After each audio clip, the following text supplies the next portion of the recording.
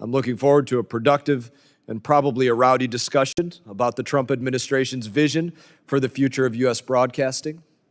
And in that, I'm going to recognize my colleague, Ranking Member Meeks, for any opening statement that you may have. Thank you, Mr. Chairman. And Ms. Lake, I thank you for joining us today. First, I'd like to address President Trump's recent strike on Iran's nuclear facilities, an action taken without consulting the committee or securing congressional authorization. And it's troubling that Secretary Rubio is not sitting here today and that Republican members are avoiding oversight on such grave matters of war and peace that fall squarely on this committee's jurisdiction. Instead, as this hearing's title shows, we're returning to House Republicans' fixation on far-fetched conspiracies, this time to tear down the U.S. Agency for Global Media and the important work it supports. This tracks with President Trump's broad record of denigrating federal agencies and appointing leaders that, far from shepherding their agencies to success, are stewards of their sabotage. And I believe, Ms. Lake, you fall into this category. The story of the United States Agency for Global Media began with the Voice of America countering Nazi propaganda. That mission endured through the Cold War and continues today. USAGM is mandated to reach heavily censored countries with trusted information because Congress recognized that factual reporting contributes to international peace and stability and is in the interest of the United States of America. The irony that USAGM is now being undone under a banner of disinformation is not lost on me. Worse, some Republicans want it to be transformed into every propaganda machine we oppose abroad. The Trump administration's short-sighted dismantling of USAGM echoes its attacks on the U.S. Agency for International Development, spinning false narratives about corruption and waste to dismantle effective institutions Congress established with bipartisan support. Ms. Lake, if it was your goal at USAGM to use falsehood to advance an agenda, I believe then you're qualified for this job. Your opening statement, as I read, is full of false narratives, aided by Republicans on this committee who still refuse to release their own investigation transcripts. So, Mr. Chairman, if your findings are solid, release those transcripts now. The taxpayers who funded this work deserve transparency, not cherry-picked quotes that suit your sham narrative. And again, I ask that the transcripts, all of them, be made publicly so that the public can read and see everything, not cherry-picked sentences. Before it too was fed into the wood chipper, USAGM and its broadcasters were reaching a record 427 million people weekly, delivering objective news to China, Iran, Russia, and other repressive states. Last year, VOA's Persian service recorded 223 million visits to its website, doubling over 4 years. It had 9.8 million social media followers and 1.8 billion Instagram views. Then, Ms. Lake, you put VOA Persian on leave in March, scrambled to restore it in June when war erupted, and inexplicably, a week later, announced mass firings. So the question is, which is it? Is USAGM and the work it supports unsalvageable waste, as you have said, or is it a critical tool for diplomacy and facts? What you're doing isn't efficiency, it's chaos. The dysfunction lies in the administration's allergy to truth and democracy, the two pillars that USAGM aims to promote abroad. So I'm not surprised by the choice to gut USAGM, since the first Trump administration targeted the enterprise, violating laws and journalistic integrity to shape it into a state media, like Russia's or North Korea's.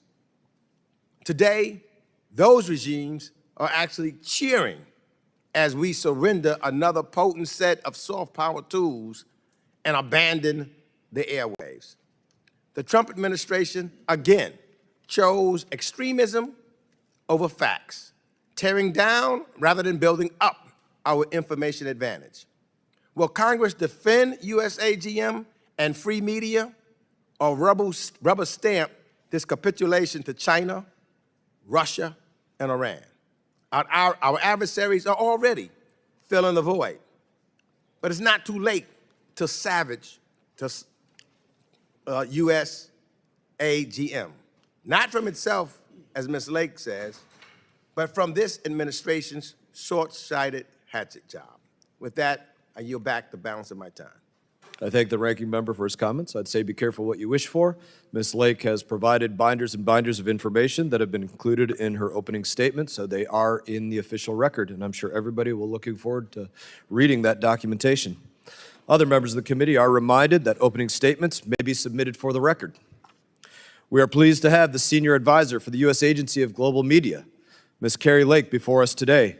Your full statements will be made a part of the record, and I'll ask you to keep your spoken remarks to roughly 5 minutes in order to allow time for member questions. I now recognize you, Ms. Lake, for any opening statement that you may have. Good morning, and thank you, Chairman Mast and Ranking Member Meeks and members of this House Foreign Affairs Committee. Thanks for having me. My name is Kari Lake. I'm the Trump Administration Senior Advisor to the U.S. Agency for Global Media. Before I get started, Mr. Chairman, I'd like to let you know this opening statement I'll be delivering is a shortened version of a longer version that I have submitted to you earlier and would love to be put into the congressional record. Last December, President-elect Donald Trump called me and asked if I would help reform U.S. Agency for Global Media and the Voice of America, and I said yes. I was honored and eager to help these institutions tell America's story to the world. But within days in my role as senior advisor, it became increasingly clear that reform was nearly impossible. The agency was incompetent and mismanaged and deeply corrupt, politically biased, and frankly, a serious threat to our national security. USAGM oversees VOA, Office of Cuba Broadcasting, and grantees like Radio Free Asia, Radio Free Europe, Middle East Broadcasting Network, Open Technology Fund, and Frontline Media Fund, all of which are 100% funded by the hardworking American people. Over the past 15 to 20 years, the agency has become a significant national security risk. They hire a shockingly high number of foreign nationals, and they conduct subpar security vetting, so bad that top intelligence agencies revoked this agency's ability to do even the most basic background checks. So many of USAGM's hires come from countries hostile to the United States. Over the decade from 2010 to 2020, Office of Personnel Management and the Office of the Director of National Intelligence repeatedly flagged severe security failures, but USAGM leadership ignored them. They continued to grant journalists and technicians, many from foreign nations, high-level security access based on falsified documents and incomplete background checks, phony names, phony social security numbers. Even after corrective actions were taken in the final months of the Trump administration, these safeguards were reversed by the incoming Biden administration. The scale of the problem is staggering. During the first Trump administration, the political appointees led by CEO Michael Pack got to work fixing it. And they discovered that out of 150 people who were hired during that time period when they weren't doing appropriate vetting, 500 of them were still out there and they could not find them. They went back and re-vetted everybody, but 500 had gone missing. They could not be located for further screening. Foreign employees with social security numbers that are fake and fake names given top secret access now missing. That keeps me up at night. My team is working to track them down. Our new security director is working to try to turn this agency around and make it where it's safer. It's a vast problem that we've uncovered. We've also uncovered that the grantees like Radio Free Europe hired people later identified as foreign spies. At one point, they nearly hired more than 20 spies from a nation hostile to America. Those hires were stopped thanks to a timely tip, and I'm happy to give you more information on that in a secure setting. Voice of America has employed individuals with direct ties to hostile nations. They even once paid paid for somebody who worked previously in Russian media writing anti-American stories to come on the staff and continue to write anti-American stories. At one point, a serious security threat to America, an Office of Cuba Broadcasting Cuba, was declared to be a national security threat. He was fired, thankfully, but he worked there for quite some time. So how do they get so many foreign nationals in? Well, they abuse the J-1 visa program, which is a pathway to citizenship intended for exchange students and cultural exchanges, students, camp counselors, and au pairs. It's not intended for journalists, and it's created severe vulnerabilities, and frankly, it has displaced many, many American workers who could have filled these jobs. VOA also sidestepped their charter to be reliable, authoritative news, instead being riddled with political bias and outright anti-American sentiment. Examples, you mentioned it, Chairman, refusing to call Hamas terrorists, glamorizing Che Guevara, airing campaign-style videos favoring President Biden, even broadcasting a graphic depicting President Trump with a swastika over his face on their news. I wouldn't want that, by the way, even if it was President Biden. That's totally inappropriate. And a ridiculous editorial firewall prevents agency leadership like myself from correcting any of the bias or having any say in the editorial content that goes on the air. We've also got financial mismanagement, which I hope we'll go into. $75,000 spent for a COVID study on how Mac computers can be used for social distancing. $100,000 in American taxpayer money to actually sponsor an Afghan cricket team. $400,000 for quid pro quo payments to African VOA affiliates, and they actually wrote quid pro quo next to the budget item. $825,000 for a New York music show and $6 million contract for consulting advice that was never even implemented. I told these stories to people, and many times they say, wow, this place sounds like a crime scene. And I frankly have just learned that it is indeed a crime scene. We've learned that there is an active investigation going on at VOA for a series of threatening phone calls that have been coming out going after one of your colleagues, a sitting member of Congress, with years' worth of threatening phone calls. And they've discovered that those phone calls were coming from inside the Voice of America. This place is rotten. It's rotten to the core. President Trump has asked me to go in and help clean it up. And he's also issued an executive order to reduce this agency down to its mandate, to what is mandated, statutorily required. That's exactly what I'm doing. I don't care if they attack me. We're gonna make it right for the American taxpayers. And with that, I'm happy to answer any of your questions. Thank you, Ms. Lake, for your opening statements. We're now going to move to member questions. We ask that members keep their questions to 5 minutes. I'm going to begin by working down the line. I'll start by recognizing the Chairman Emeritus, Representative McCall. Thank you, Mr. Chairman. Ms. Lake, thanks for being here today. I want to thank you for visiting with me in my office to talk about these challenges that you've outlined. I think the chairman has outlined them quite well. I want to commend you for reforming USAGM. I think every new administration has a right and responsibility to do so. Your testimony has highlighted systemic problems that must be addressed. More importantly, security lapses, misuse of visas, weak editorial oversight, and much more. I look forward to authorizing this agency with the chairman and his authorization bill to correct these abuses. I remember President Reagan used Voice of America when I was entering college as a frontline voices against Soviet oppression. It was a voice of America, not the voice of anti-America. Recently, I used the Voice of America and Open Technology Fund to translate my report on the origins of COVID-19. We disseminated it through mainland China, broke through the firewall. It went viral, got the attention of the CCP foreign minister who spoke out against me and the report.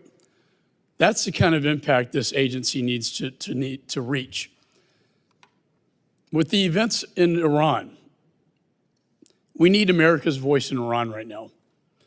We need to ensure the Iranian people hear the truth, that we do not intend to harm them, but rather their oppressor and this theocratic regime of the Ayatollah.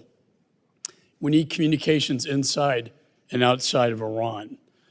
This week, General Vogel, the CENTCOM commander, said the Voice of America is a critical tool for American security. You've outlined why there are many insecurities. I hope we can go back to that core mission. My dad's war, combating the Nazis. So my question is, Ms. Lake, how are you working to fix Voice of America so it is the Voice of America? and not anti-America in Iran, and use the Open Technology Fund to achieve the mission, the core mission that Congress intended?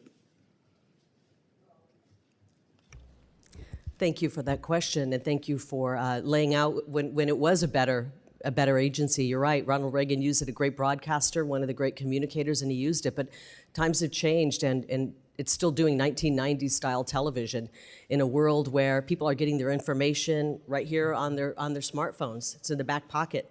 And so we need to update it and modernize it. But President Trump's executive order dated March 14th has called for this agency to be brought to its statutory minimum. And I'm glad that you mentioned Iran, because one of the languages that is required in the statute is Farsi, and we are still broadcasting in Farsi. And Ranking Member Meeks said that we have not been, and that we, in a panic, started to put news out in Farsi. That is actually not true.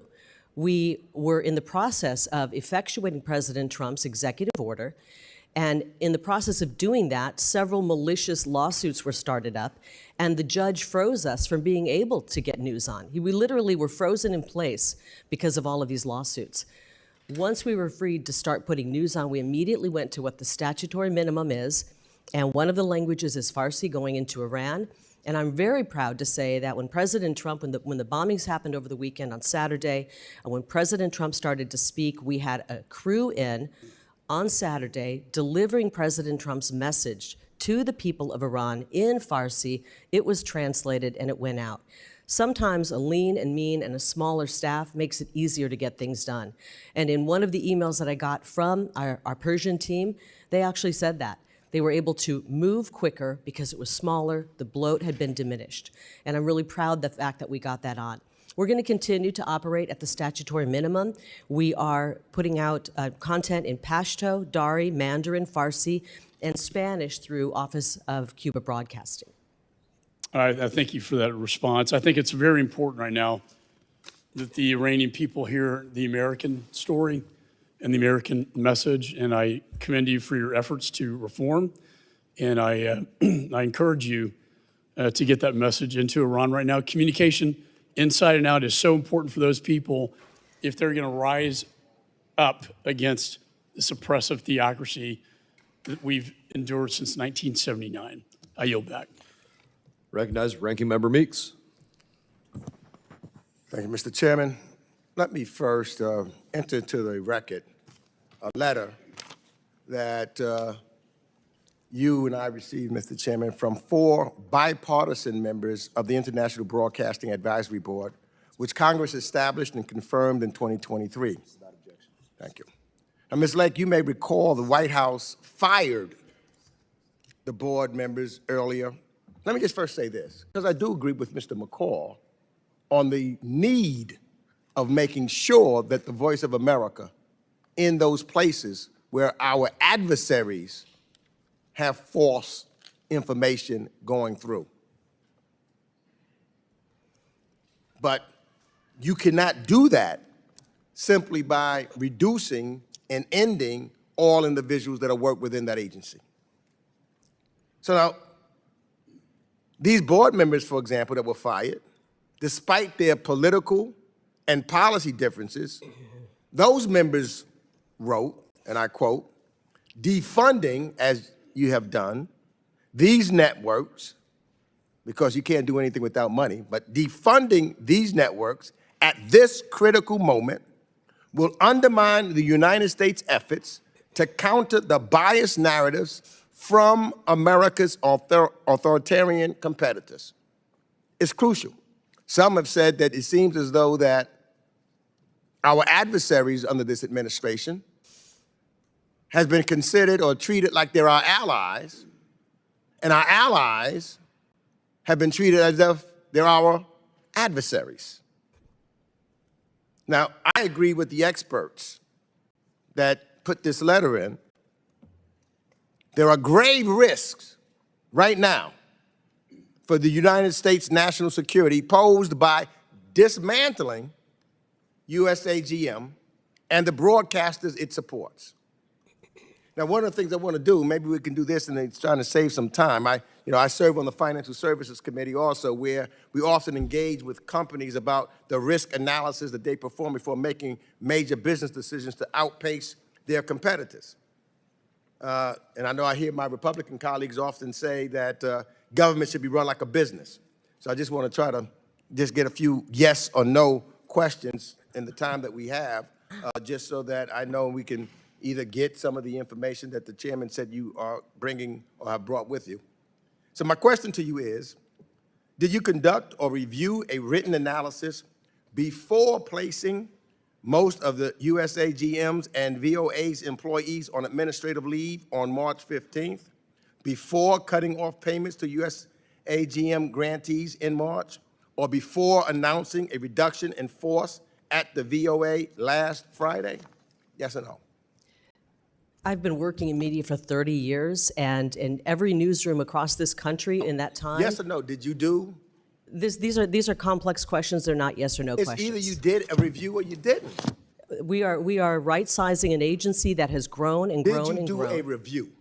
We've reviewed. Yes, we've reviewed. You've done a review. Do We- you have a we have record of? Do you reviewed- have a record of what you reviewed? We have reviewed the number of employees, the number of languages, but most of all, what we reviewed was an executive order, March 14th, by the man who's in charge of the executive branch. I want to know. His name is Donald Trump. Do you have a record that you can produce? The chairman said you had a bunch of things with you. Do you have a record of what you reviewed and who you reviewed to? We reviewed the statute. Do you have a record? Yes or no? We have the statute, and Do we you have a reviewed record? the statute. Yeah, we can pull that statute Or for if you have it, not the statute, the record of individuals that you reviewed, interviewed, or talked to before you committed your actions of dismantling. I talked to a lot of people at the agency. Do you have a record of that? You could go back and look at emails. Do you have a record? Do you want me to pull emails? I want you to show the record of what you did, Ms. Lake. Well, you can Don't take a just look give at me it. something that's not verified. Tell me, show me the record, because that's what I hear oftentimes in the business. You have to have a record. Show me the record that you did, what you did, that's all. It's pretty Now, obvious what we did. Did you survey? Let me ask this question then. Did you survey employees that was there about waste, fraud, and abuse you believed was occurring at the agency? Did you survey? We Since you know said that that, there's waste, fraud, and abuse. did you There's been survey the employees? Yes or no? Why? Yes or no? These are ridiculous Did you questions. serve? Simple answers. You either did or you didn't. Yeah, I guess survey means talk Did to you and do it ask or not? questions. Sure, we did. You did? Then you can provide those surveys. You can show us a record of who you We talked did to. not run an expensive survey, but I've talked to many people at this agency. You didn't do. So you didn't do that either. So this was based on a whim. Okay. Ranking member, time has expired. I want to thank you for your 5 minutes of questioning. I'm now going to recognize Representative Smith Thank for you very 5 much. minutes of questioning. Thank you very much, Mr. Chairman, and welcome to the committee, Ms. Lake. I chair the Congressional Executive Commission on China. We've had many, many hearings. We've worked on legislation. One of my bills that passed just a few weeks ago was to combat the heinous practice of forced organ harvesting, where 50, 70,000 young people, average age 28, get their organs taken. They're Uyghurs, they're Falun Gong practitioners. It passed 406 to 1. Second time it passed last year as well. I've had 4 hearings on it. Xi Jinping is committing atrocities like almost no one else in the world. And whether it be what he's done to Hong Kong, the pervasive use of torture, religious persecution, everywhere you look, genocide against the Uyghurs. And then in your testimony, and I would ask you if you could maybe elaborate on this, you point out that the past leadership of VOA, Mandarin Language Services, conducted annual meetings with the Chinese embassy in Washington. Well, I go to the Chinese embassy myself, outside picketing. We try to meet. I've invited Chinese leaders here from the embassy and from the government many times to testify. Every time they turn us down. But if you could elaborate on those meetings, whatever you could tell us. You also pointed out that VOA's Mandarin Language Service personalities have hosted events at the Chinese embassy. And one of VOA's television editors even publicly pledged his allegiance to the PRC at a Chinese embassy event. And finally, you said VOA allowed the communist Vietnamese and Chinese embassies in D.C. to pressure them into removing videos, cutting short live interviews, or changing story angles so that coverage was more supportive of the Chinese governments of Hanoi and Beijing. If you could elaborate on that, I'd deeply appreciate it. I'd be happy to, and I just actually read an article that was very interesting. It's called Chinese Influence at Voice of America. And I mentioned that there's a firewall, an editorial firewall, that members of the management at USAGM and Voice of America cannot tell the reporters what to report. They can't talk about what should be in the newscast. And so if a reporter decides to go rogue and do pro-CCP coverage, I can't do anything about it. That's not how a newsroom should be run. I've worked in newsrooms my whole life. There's always some editorial control that management has so that you're making sure that what goes out of the airway is accurate. And frankly, in an agency such as this, it should be telling America's story. That's our charter, telling America's story, being authoritative, not telling China's story. But I want to talk to you a little bit about what you just mentioned. If I may read this, because it was really shocking when I read this. And sorry, I got to put my reading glasses on for this one, guys. Starting in the first decade of the 2000s, the Chinese embassy in Washington, D.C., and the leadership of VOA's Mandarin service began an annual meeting to allow embassy officials to voice their opinions about VOA's content. So management at USAGM has no say in what content it goes on, but the folks over at the CCP and the Chinese embassy do have say about what goes on our air. CCP embassy officials have also reached out to VOA hosts to convince them to be more supportive of the regime.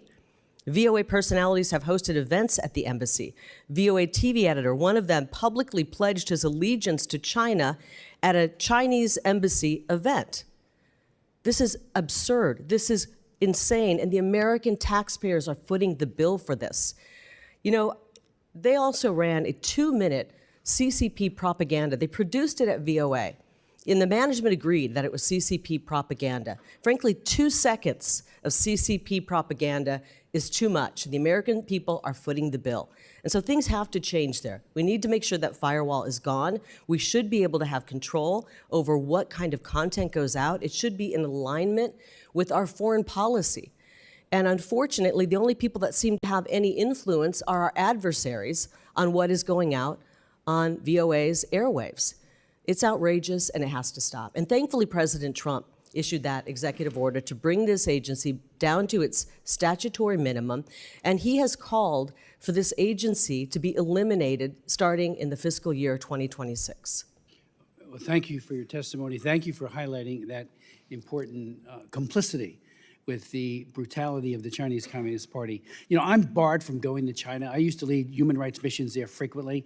The Global Times put me on their so-called hit list. And I can tell you, you know, I can't go to China, and yet we had people collaborating with their top leadership here in D.C. and elsewhere.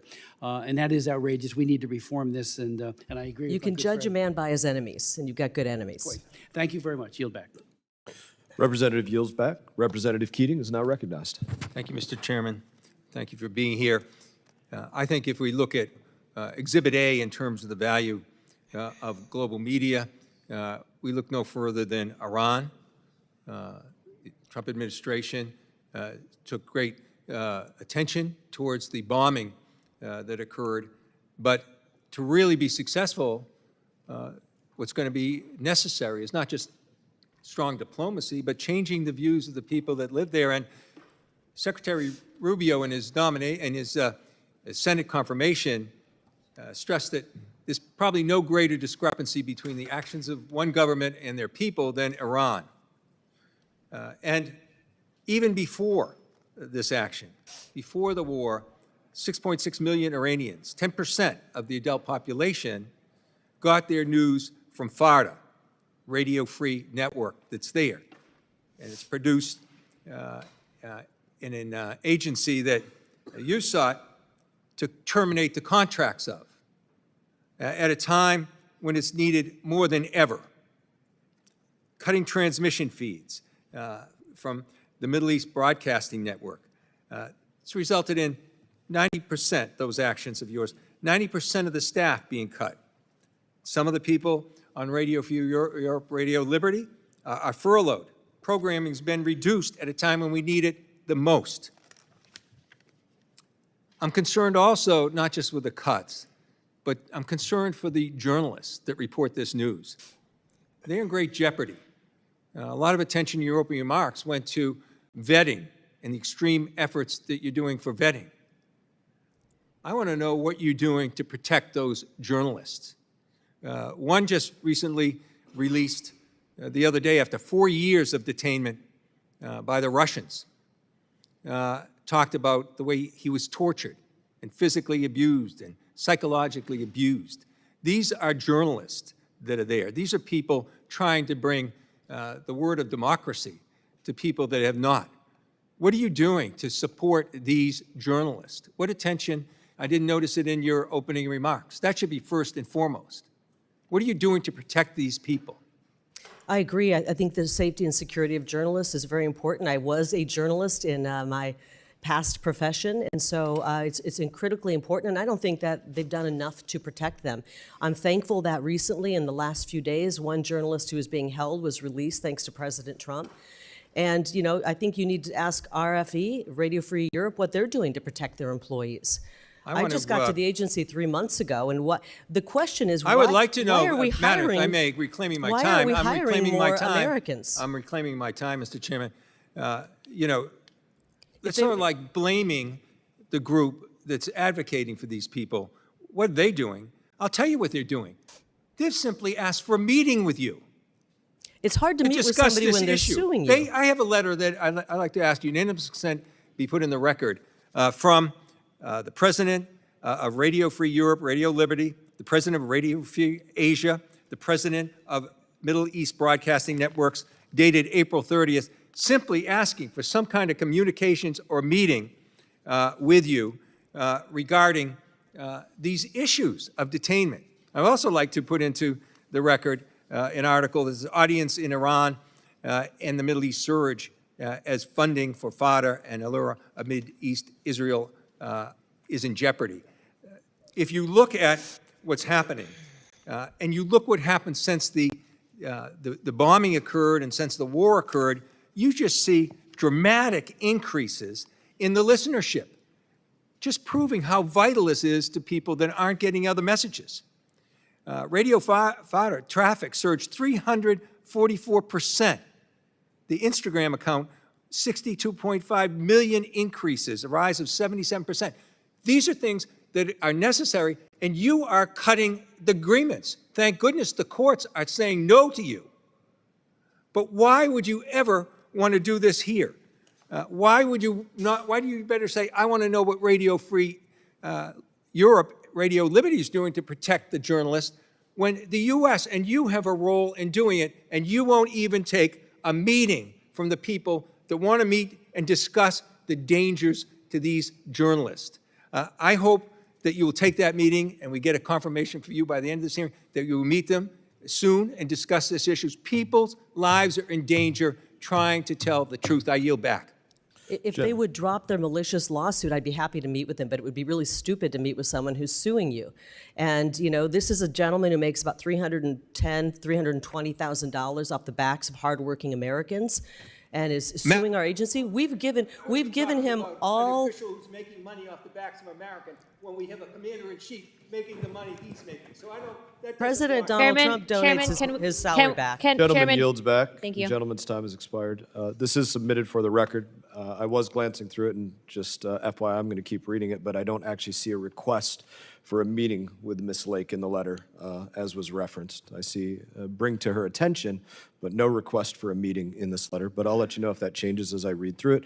Representative Perry is now recognized. Thanks, Mr. Chairman. Ms. Lake, would you care to answer the question further, the last question further? Do you want to expound on any of that? Well, I think it is difficult to meet with people when they're suing you. It just isn't advised. And if any attorney would tell you, you can't sit down and meet with somebody who's launched malicious lawsuits against the agency, naming me in those lawsuits. So it'd be ill-advised to do that, obviously. You know, we do not have a current grant agreement with RFE, Radio Free Europe, which was started, you know, many, many years ago as a CIA operation.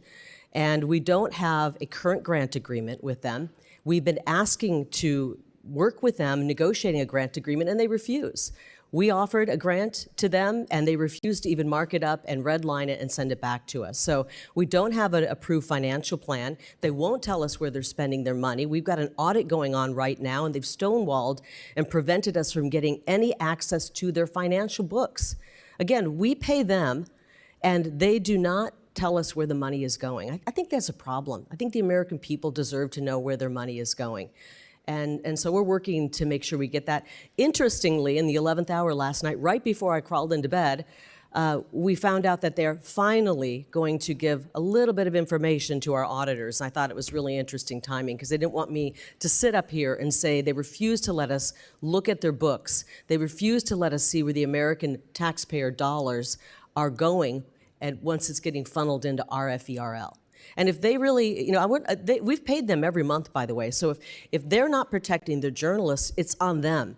If they're not putting out broadcasting, it's on them. We have paid them every month because the judge has ordered us to. And so it's on them if they're not putting out broadcasting. Ms. Lake, this is clearly an agency that is run amok. I wouldn't characterize it as treason, but it sounds like it's certainly seditious. Are you familiar with the McGuire-Woods report? I'm very familiar, and it's in one of these binders, and it was an incredible report looking at some of the mismanagement, misuse of funds, and other outrageous things that were happening at this agency. To that end, I just want to inform you that I struggled mightily, probably for about 6 months in this committee and in Congress, to have that entered into the congressional record so that the American people could see the misuses of their money and the seditious activity by an agency they were paying for. And I think as part of that, 40% of the workforce at that time was improperly vetted, and USAGM lost their ability to conduct security clearances, but continued to conduct them for 10 years after which they had lost their ability to conduct security clearances, and that the use of J-1 visas to hire foreign journalists and technical staff without systematic review resulted in propaganda that was favorable to adversaries and enemies as opposed to the United States of America with American tax dollars, paid for with American tax dollars. Now, somebody might say, well, that was a mistake, and yeah, that was a misstep, but it seems to me this was an orchestrated plan by someone at USAGM. And so my question begins with, have we determined from the McGuire-Woods report or any of your investigation at this point who, by name, authorized this activity over that long period of time, and these people antithetical to the United States of America? Who did that, and what accountability has been put in place? What prosecutions have happened as a result of that? What accountability has taken place, if any?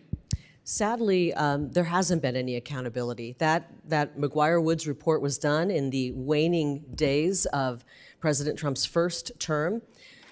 Michael Pack was the CEO, and he helped make that possible. He saw, the first day on the job, he got dropped on his desk this issue with 1,500 employees had not been properly screened. And he said, this is a real big problem. ODNI was saying, you got a serious problem over there. You guys are freelancing on your security screenings, and you're allowing dangerous people into our country. And so they got busy investigating how this was happening. They put people on administrative leave, and before they could do anything and and fire people had left that were being investigated.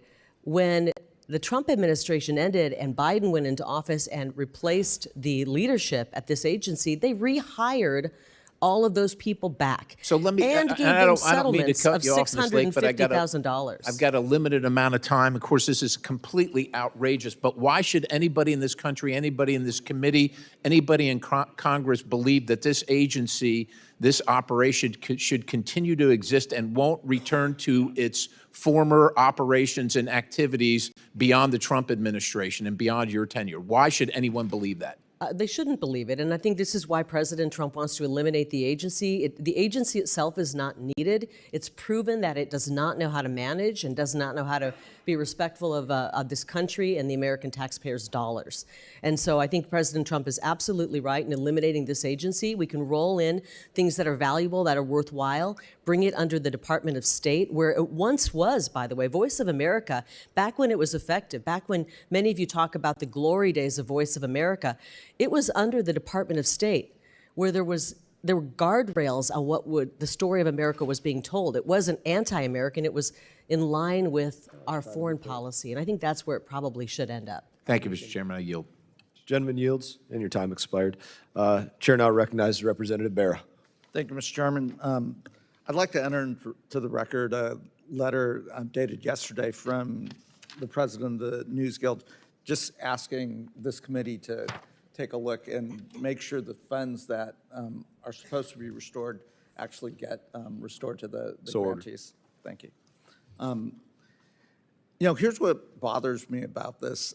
Reforms are fine and so forth, but you know, I agree with my good friend from Texas, the Chairman Emeritus, Mr. McCall, about the importance of having tools like the Open Technology Fund that can translate, use the internet, use Instagram, et cetera, to get out there and get our message to places like China, et cetera. I agree with Chairman Smith. I mean, we've got to speak to the Chinese people about what's happening to the Uyghur population. We've got to have those tools. So eliminating those tools wholesale make us weaker as a country. That is a problem. And in fact, our Secretary of State penned an op-ed in the Wall Street Journal back in 2018 talking about how important what Radio Free Asia does is in exposing China's campaign against its Muslim minorities, the Uyghurs. Mr. Chairman, I'd like to enter that op-ed into the record, if I might. So here's the challenge. The ranking member raised, I think, what is a very important issue. You know, we can debate, you know, whether this, say, an independent agency come back into the State Department or not, but the wholesale way of dismantling this agency, I think the chairman asked a legitimate question. What was the strategy? What was there a methodical approach to looking at the agency? What was effective? What was not effective? What should we be doing? What should we not be doing? Ms. Lake, can you provide kind of that methodical approach in terms of how the administration, how you looked at, you know, what essentially is a dismantling of this agency? Yeah, we actually got to work after the 14th of March, and we put people on administrative leave and assessed what the statutory Can you minimum provide us was. documentation of that so we can do our job as Yeah, I mean, oversight? in meetings and in discussions, we talked about the what is minutes of those meetings and, you know, the documentation of that. it would be emails and things of the such. That's but all stuff that we can take a look at as a committee as we do oversight. Again, I'm not against modernizing the agency. I'm not against looking at things. The challenge Mr. Keating touched on, you know, we're in the middle of what is a war in the Middle East. Hopefully this ceasefire holds. Hopefully the Iranian people rise up and demand a better future. You know, I've reserved judgment on the president's actions. I do want the administration to come brief us on what they're thinking, how this is unfolding. But absolutely, right now, we need all of our tools to communicate to the Iranian people. We need to do that through the radio, through the internet, through Instagram. I'm not a big TikTok fan. Yeah, I supported the TikTok ban. But if folks are getting information on TikTok, we've got to be using that as well. I am very concerned that the personnel have been laid off, that, you know, we're working with a shoestring staff that is making us weaker and less effective at a moment of vulnerability for the Iranian regime, where this could be a time where the Iranian people choose to take a different path forward. What I would like to do, and what I'd like a commitment to do, and I'd ask the chairman for this, is there was a time on this committee where we actually did do reforms. When I was a freshman member of Congress under Chairman Ed Royce, at that time ranking member Elliot Engel, we actually did do a bipartisan reform bill that I believe passed this committee unanimously and moved forward. That's our job. Ms. Lake, you should be working with us. We should not be dismantling an agency that we've seen over history has been super effective, whether it was in World War II, combating the Nazis in the Cold War, going against the repressive Russian or Soviet Union and the Communist Party. What I think the administration's doing and how they've approached this is making us weaker. And it is not a systematic way of thinking about how you reform and modernize things. I'd love to see the records, the minutes, the emails, so we can actually do our job in oversight. And I'd love for you to work, and Mr. Chairman, for us to work together in a bipartisan way to say, okay, in the 21st century, We do need tools to combat the propaganda that our enemies are putting out there. We do need to hire the best folks. We do need to have all of that. Again, Ms. Lake, I'd love your commitment to work with this committee, work with Congress to enact those reforms and share the information and what you're thinking. Absolutely. It would be wonderful to work with you and to effectuate the president's executive order to reduce this agency down in size so that it's lean, mean, and effective. And I think it is effective. We were able to get information out into and translated into Farsi as to what was happening. We were able to get President Trump's address translated live as it was happening. You don't need a massive staff. This is the only newsroom in the world that hasn't seen cutbacks because we don't need to have massive newsrooms. Again, 15,000 people. Right now, what I worry about, though, is we've let go of all this staff, and it isn't happening, and it's only happening. We haven't let go bits of and all the pieces. staff, actually. Gentleman's time has expired. By the way, can I just mention something? I want to show you the newsroom, one of the newsrooms over at VOA. I don't know if you can see this. Empty. It's kind of a Where's Waldo. Can you spot the one person in there? Not from here. One person in the newsroom. And I know you're probably saying, yeah, thanks a lot, Kari. No, this was actually back during the Biden administration. I didn't hear any complaints coming from anybody when nobody was showing up for work at VOA, when one person was showing up in the middle of the week. One person showed up. And nobody on this committee, no Democrat said, why is there only one person in that newsroom? We need to get more people in the newsroom to get the story out. Nobody was showing up for work. And now that we are actually right-sizing an agency that has been bloated out of control and has never been right-sized, even though newsrooms all across this country. Mr. Chairman? Now I'm going to recognize myself for 5 minutes of questioning. Oh, Mr. Chairman, unanimous consent, just for clarification. Was that in the middle of COVID, by the way? This was last November. So I think COVID was over. Good question. But the elections were, maybe it had something to do with the elections. Well, I think you'd want to be in there if there was election. This is the middle of the week in November. I've been in newsrooms, they're actually really full during an election. But I know this newsroom was ready to attack President Trump. They were doing ads for Joe Biden. They were literally running Joe Biden ads Mr. Chairman? and Whose time is attacking this? President Trump. Whose time is this? Well, Mr. Keating just wanted a moment to ask a question, so I think she's responding to that. I think it's You're welcome cutting for into giving your more time, time. Mr. You're Chairman. welcome for giving more time to your side. Appreciate more questions like that. Mr. Chairman, like the gentleman, I have a clarification question. Please. If it was the middle of November, then to the gentleman's point, it was after President Trump had won, and those people were out because they were in mourning, because they were so partisan that they wanted to not be there. And I think he made a very good point, and I thank the gentleman. We digress. Can I actually just respond to that really quickly? I am actually going to recognize myself for 5 minutes now, as much as it's been a fun exercise with everybody. I would make the point that, radio free is not free. And I was just thinking about this in my office the other day, and I was like, what's the most common media in America on the radio? I think it's iHeartRadio, iHeartMedia. The entire budget for iHeartMedia across the breadth of the United States of America and the globe is $90 million. Wow. That's the entire breadth. For Radio Free Europe, $150 million, significantly more than all of iHeartMedia. For Radio Free Asia, $70 million. For Middle East broadcasting, $103 million.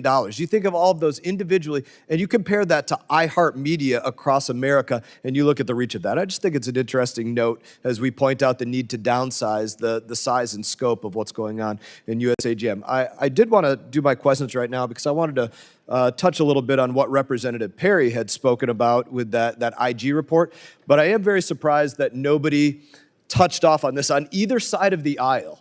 It was just said by you in your opening remarks that there's a member of Congress targeted by somebody inside of USAGM. Does that mean you were tracking their IP address and they were emailing people or they were phone calling? How do you track that? What do you mean? Well, you'd have to ask the Capitol Police. They're the ones, I believe, doing the investigation, and it's an active investigation. But from my understanding, somebody was calling a beloved member of Congress who's actively in Congress right now. And Republican or Democrat?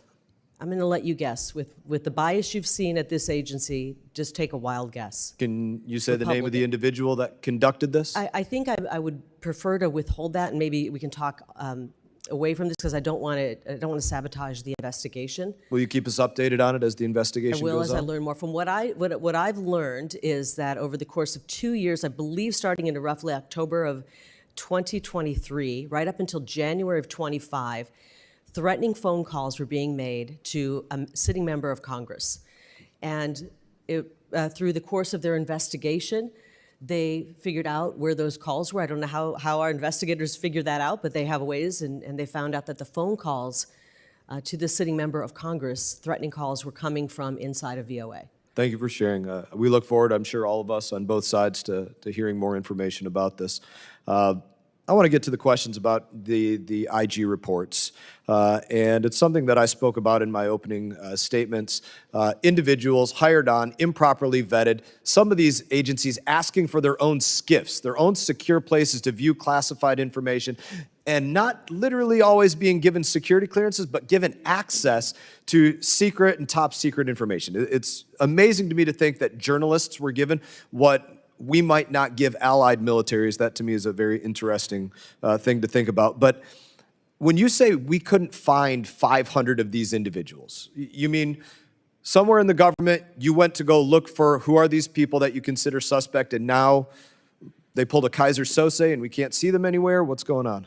Sadly, yes. About 1,500 people went through this shoddy vetting, which I think could have been intentionally shoddy, and because they knew there were problems. This is no fingerprints, aliases in No many FBI cases. fingerprints or something like that. Some of the times the FBI fingerprints were taken and not submitted. Sometimes they were not taken at all. And then they were given PIV cards, which is the access card you need to get into federal buildings and offices. It's actually a very secure way of keeping our offices and our departments and Somebody's hired agencies by safe. America, they have a direct deposit. They have, like you said, an ID card to get into a building. If they're global media, they might have a passport to travel on behalf of the United States of America. The fact that you're saying these individuals cannot be found is a staggering statement. Not only can they not be found, and we've asked for help with other agencies to try to track them down. We even asked the Doge guys. You know, these are young guys who have a way of kind of looking into things, and they said, "I think we can find them." They tried and tried and tried. Did and they use can't find them. aliases? I mean, They were use these people a lot of using people fake use- names? Yes. Okay. When they come in. Did they have social security numbers, or were they foreigners? They're foreigners working with no on social visas? security numbers, so they're given just a notional number was put in on these forms. They had forms that were not filled out. I mean, this is a massive security failure in a level that should keep you up at night. I want to ask you one more question. And they could be working, by the way, at I other want to agencies. get to one more question before my time expired. Like you said, you were a big part of media in your prior roles. Did you ever have a TS or SCI clearance, or did you ever get to go into a SCIF as a member of the media? No. Thank you. I now recognize Representative Scherflis McCormick. Thank you so much, Mr. Chairman, and thank you, Ms. Lake, for being here. I do have major concerns about the role that VOA plays, especially since as recently as a few months ago, there were over 427 million people who were actually being exposed to VOA, and VOA is usually one of the best places that we can provide fact-based and objective information to audiences, especially in China and Iran. Especially with the escalation that we're seeing in Iran and with lack of any kind of intelligence briefing, we want to get more information as far as what's actually going on in Iran and in the information we're providing them. But what I wanted to bring to your attention is a letter that we have here that I wanted to admit into for the record. And it is from Radio Free Asia, Radio Free Europe, Radio Liberty, Middle East Broadcasting Network. And what they're pretty much saying is that they tried several times to reach you. Pass it on back. Thank you. I I'm gonna think read I've it. already The last expressed one why I didn't have haven't a met with request. him, because we're in I active just want to read it to litigation. you first, because I want to give you the opportunity. Okay. I do believe that foreign affairs, especially when it comes to national security, shouldn't be a bipartisan, shouldn't be a partisan issue. I do believe that. And I want to give you the opportunity to just explain, because as one of my colleagues mentioned, there was a letter in April where they said they haven't met with you. And in this letter, they're saying that they've tried to meet with you and that Ms. Lake has not spent a single minute with us or our senior team. She has not visited our office or inspected our operations. And so with this letter that we have here that clearly says it, I also want to bring to your attention where it says also that they're still open to meeting with you. And I know now you're saying you can't meet with them, but I want to get more clarification. Within the 2 weeks that you were in your position, that you declared that it was, you said specifically that's largely incompetent, corrupt, biased, and a threat to America's national security. What were the procedures in place for you to make that determination? Specifically, how much staff was actually allocated to do that investigation to help you come to that conclusion? Well, we've got reports, we've got years of biased reporting, we have misused funds. So could you tell me about the step or the mechanisms that you used? How much staff was provided to look into it in those 2 weeks to get to that? How much staff is what? How much staff? Like, what was your mechanisms in actually going through to coming to this conclusion within 2 weeks? Within 2 weeks, I assessed all of the grant agreements, and I realized that these grant agreements had been changed during the Biden administration to take out any form of transparency. During the first Trump administration, the grant agreements were written where we had transparency, we could see what was being spent, and during the Biden administration, they took all of that transparency out, and then they signed a $250 million lease on a high-rise building, saddling the American people with paying for it, and it wasn't even equipped to do broadcasting. Well, I'm happy you mentioned transparency because that's where I'm trying to get also. Now, when you spoke to them or if you had anybody speak to them, was there a conversation for accountability and transparency? I think that's what we're trying to get to. What was the mechanisms in place to come to these conclusions? And before the lawsuit was filed and these letters were sent, was there anybody who went to them to ask questions and hold them accountable? Was It's that done? really hard to have a open communication when you're being sued. Well, before that, because we have letters back until April. This one was in June. So before any lawsuits were filed, were there any attempts to have that I communication? believe when I first got there, they reached out to me. I'd just gotten in the building and said, we'd like to meet. And before I even had the chance to clear my schedule and meet with them, they launched into malicious lawsuits. So no, we haven't met with them. If you can submit any communications that your office has had, I would greatly appreciate that. And my second question is, I do believe in lean, mean machines that work well. What are your matrices that you have in place to determine that the leanness is actually being beneficial and that this leanness is not creating a vacuum in which now we're not able to exercise our strongest power, which is our soft power and our diplomacy? It's one thing if it's used properly, but it hasn't been used properly. We laid out that the CCP has more say in what editorial content we have. I only have 43 seconds. I want to know what those matrices are. What are the points that you're using to determine that this is actually benefiting, like this machine is working, versus adversely hurting us and creating a vacuum in which any other group can come in and put out propaganda? And we know there's a lot of propaganda, especially coming from the internet. So I want to make sure that we actually have a plan in place, there's funding in place, or that there are matrices in place to determine that this lean creation of a machine is actually working for us and not against us. That's what our goal is. We want to make sure any information going out is not anti-American, is not pro-CCP. So if there's a matrices, could you please provide it to us so we could be on the same page? I wish we did have some say over what information was going out, but unfortunately because of this firewall, this place could go totally rogue.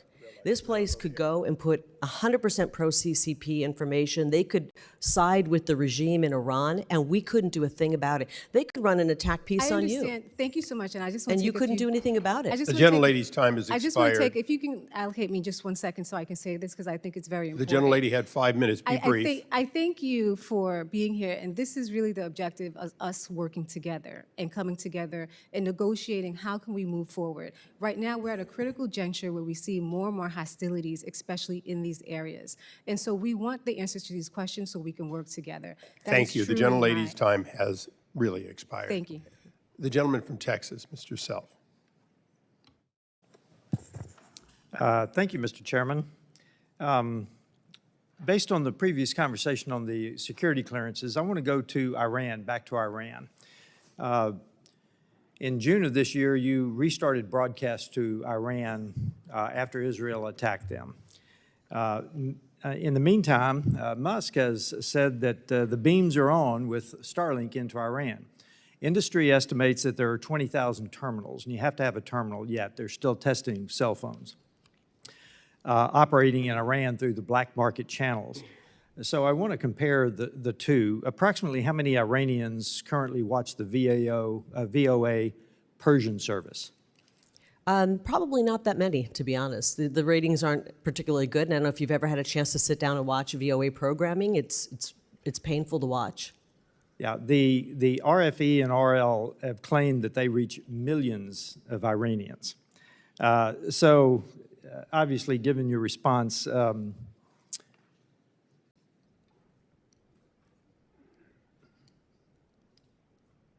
how are we going to support broadcast into Iran then, is the bottom line. I'll jump over some of this because I think it's not going to be answerable.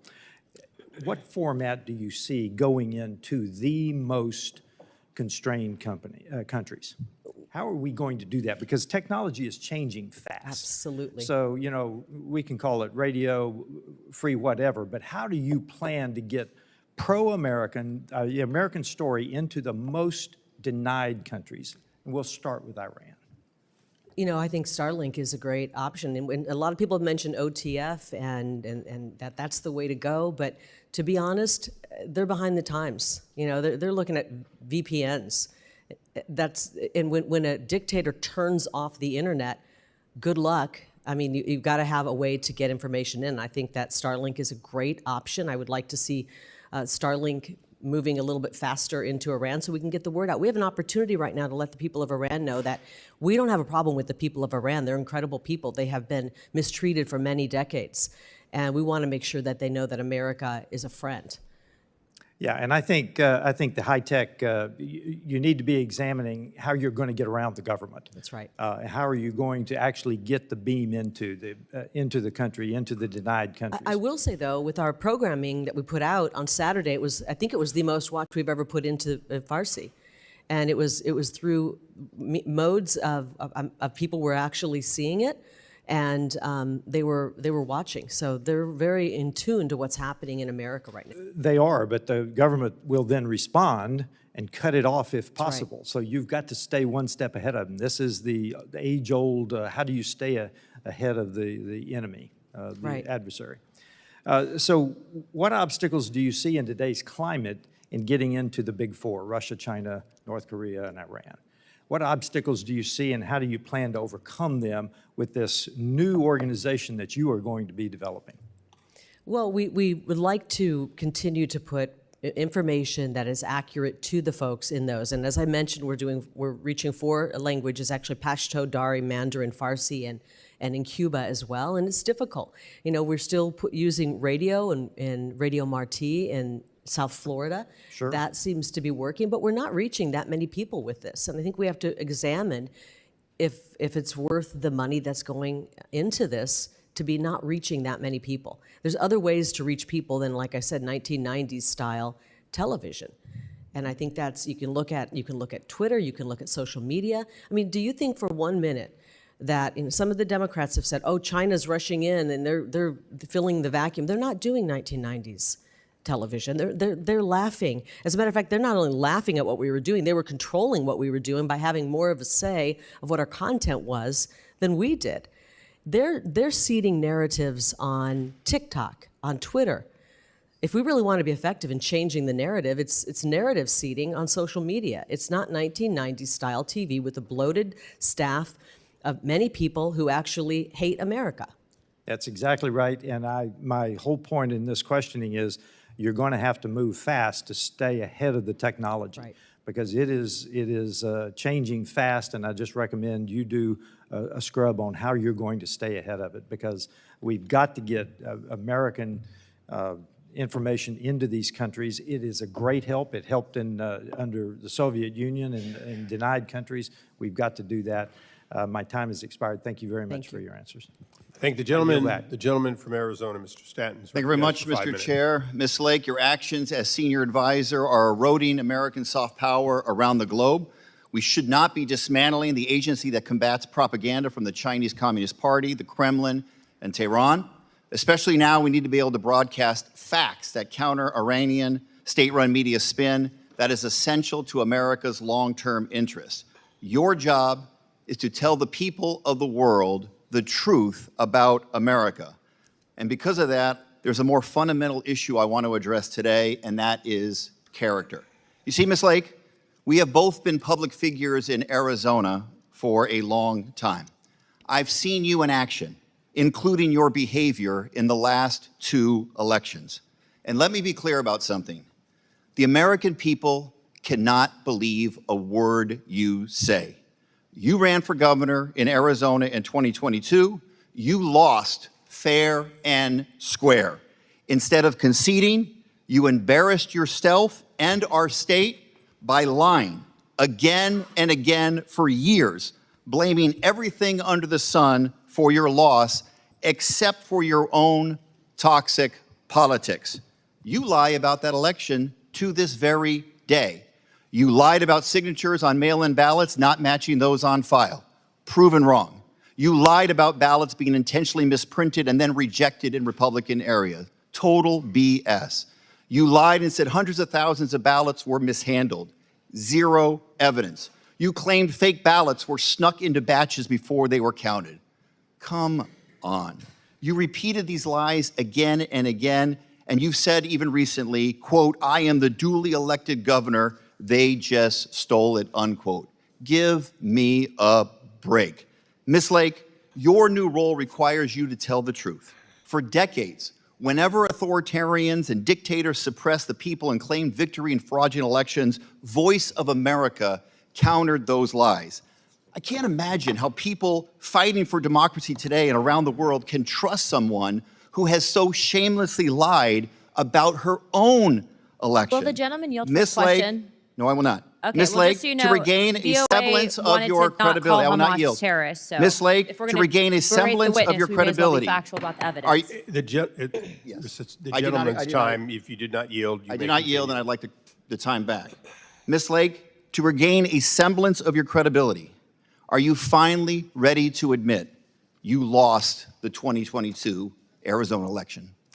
It saddens me that you are from Arizona and you're okay with That's the a way yes or no question, It Ms. saddens Lake. me that you are from Arizona. I guess the answer is no, reclaiming my time. The gentleman will suspend, will stop the clock. For all present, members are reminded to avoid engaging in personality toward the president and other members. Okay, and this is a member of the administration, so I would caution all to stay on the subjects and stay off of personalities, Would love to. please. Gentleman may continue. Yes, and in this case, these are adjudicated lies.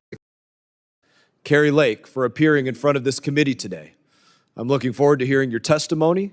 I'm looking forward to a productive and probably a rowdy discussion about the Trump administration's vision for the future of U.S. broadcasting. And in that, I'm going to recognize my colleague, Ranking Member Meeks, for any opening statement that you may have. Thank you, Mr. Chairman. And Ms. Lake, I thank you for joining us today. First, I'd like to address President Trump's recent strike on Iran's nuclear facilities, an action taken without consulting the committee or securing congressional authorization.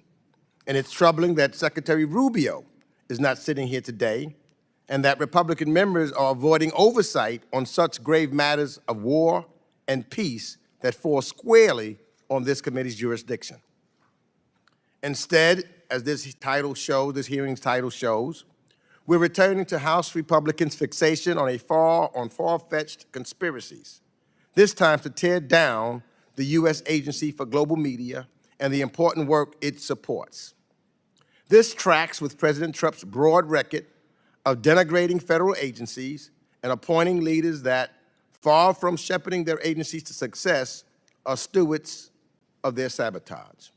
And I believe, Ms. Lake, you fall into this category. The story of the United States Agency for Global Media began with the Voice of America countering Nazi propaganda. That mission endured through the Cold War and continues today. USAGM is mandated to reach heavily censored countries with trusted information because Congress recognized that factual reporting contributes to international peace and stability and is in the interest of the United States of America. The irony that USAGM is now being undone under a banner of disinformation is not lost on me. Worse, Some Republicans want it to be transformed into every propaganda machine we oppose abroad. The Trump administration's short-sighted dismantling of USAGM echoes its attacks on the U.S. Agency for International Development, spinning false narratives about corruption and waste to dismantle effective institutions Congress established with bipartisan support. Ms. Lake, if it was your goal at USAGM to use falsehood to advance an agenda, I believe then you're qualified for this job. Your opening statement, as I read, is full of false narratives, aided by Republicans on this committee who still refuse to release their own investigation transcripts. So, Mr. Chairman, if your findings are solid, release those transcripts now. The taxpayers who funded this work deserve transparency, not cherry-picked quotes that suit your sham narrative. And again, I ask that the transcripts, all of them, be made publicly so that the public can read and see everything, not cherry-picked sentences.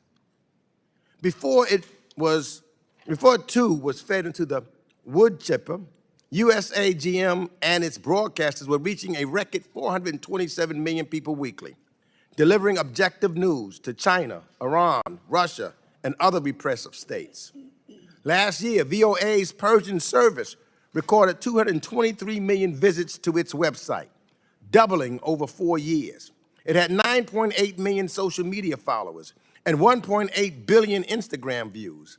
Then, Ms. Lake, you put VOA Persian on leave in March, scrambled to restore it in June when war erupted, and inexplicably, a week later, announced mass firings. So the question is, which is it? Is USAGM and the work it supports unsalvageable waste, as you have said, or is it a critical tool for diplomacy and facts? What you're doing isn't efficiency, it's chaos. The dysfunction lies in the administration's allergy to truth and democracy, the two pillars that USAGM aims to promote abroad. So I'm not surprised by the choice to gut USAGM, since the first Trump administration targeted the enterprise, violating laws and journalistic integrity to shape it into a state media, like Russia's or North Korea's. Today, those regimes are actually cheering as we surrender another potent set of soft power tools and abandon the airwaves. The Trump administration, again, chose extremism over facts, tearing down rather than building up our information advantage. Will Congress defend USAGM and free media, or rubber stamp this capitulation to China, Russia, and Iran? Our adversaries are already filling the void. But it's not too late to savage USAGM. Not from itself, as Ms. Lake says, but from this administration's short-sighted hatchet job. With that, I yield back the balance of my time. I thank the ranking member for his comments. I'd say be careful what you wish for. Ms. Lake has provided binders and binders of information that have been included in her opening statement, so they are in the official record, and I'm sure everybody will looking forward to reading that documentation. Other members of the committee are reminded that opening statements may be submitted for the record. We are pleased to have the Senior Advisor for the U.S. Agency of Global Media, Ms. Kari Lake, before us today. Your full statements will be made a part of the record, and I'll ask you to keep your spoken remarks to roughly 5 minutes in order to allow time for member questions. I now recognize you, Ms. Lake, for any opening statement that you may have. Good morning, and thank you, Chairman Mast and Ranking Member Meeks and members of this House Foreign Affairs Committee. Thanks for having me. My name is Kari Lake. I'm the Trump Administration Senior Advisor to the U.S. Agency for Global Media. Before I get started, Mr. Chairman, I'd like to let you know this opening statement I'll be delivering is a shortened version of a longer version that I have submitted to you earlier and would love to be put into the congressional record. Last December, President-elect Donald Trump called me and asked if I would help reform U.S. Agency for Global Media and the Voice of America, and I said yes. I was honored and eager to help these institutions tell America's story to the world. But within days in my role as senior advisor, it became increasingly clear that reform was nearly impossible. The agency was incompetent and mismanaged and deeply corrupt, politically biased, and frankly, a serious threat to our national security. USAGM oversees VOA, Office of Cuba Broadcasting, and grantees like Radio Free Asia, Radio Free Europe, Middle East Broadcasting Network, Open Technology Fund, and Frontline Media Fund, all of which are 100% funded by the hardworking American people. Over the past 15 to 20 years, the agency has become a significant national security risk. They hire a shockingly high number of foreign nationals, and they conduct subpar security vetting, so bad that top intelligence agencies revoked this agency's ability to do even the most basic background checks. So many of USAGM's hires come from countries hostile to the United States. Over the decade from 2010 to 2020, Office of Personnel Management and the Office of the Director of National Intelligence repeatedly flagged severe security failures, but USAGM leadership ignored them. They continued to grant journalists and technicians, many from foreign nations, high-level security access based on falsified documents and incomplete background checks, phony names, phony social security numbers. Even after corrective actions were taken in the final months of the Trump administration, these safeguards were reversed by the incoming Biden administration. The scale of the problem is staggering. During the first Trump administration, the political appointees led by CEO Michael Pack got to work fixing it. And they discovered that out of 150 people who were hired during that time period when they weren't doing appropriate vetting, 500 of them were still out there and they could not find them. They went back and re-vetted everybody, but 500 had gone missing. They could not be located for further screening. Foreign employees with social security numbers that are fake and fake names given top secret access now missing. That keeps me up at night. My team is working to track them down. Our new security director is working to try to turn this agency around and make it where it's safer. It's a vast problem that we've uncovered. We've also uncovered that the grantees like Radio Free Europe hired people later identified as foreign spies. At one point, they nearly hired more than 20 spies from a nation hostile to America. Those hires were stopped thanks to a timely tip, and I'm happy to give you more information on that in a secure setting. Voice of America has employed individuals with direct ties to hostile nations. They even once paid paid for somebody who worked previously in Russian media writing anti-American stories to come on the staff and continue to write anti-American stories. At one point, a serious security threat to America, an Office of Cuba Broadcasting Cuba was declared to be a national security threat. He was fired, thankfully, but he worked there for quite some time. So how do they get so many foreign nationals in? Well, they abuse the J-1